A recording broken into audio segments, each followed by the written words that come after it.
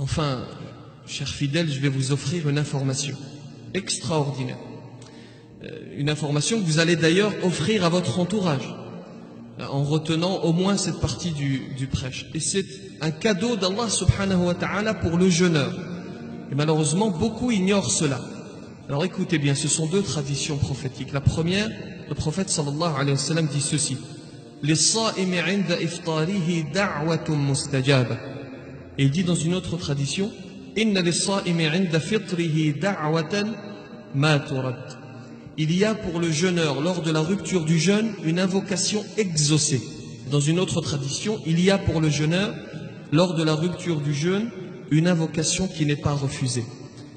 Dans ces moments où la table garnie de mets merveilleux t'appelle, lorsque la soupe t'attire, tu sais ce que tu vas faire?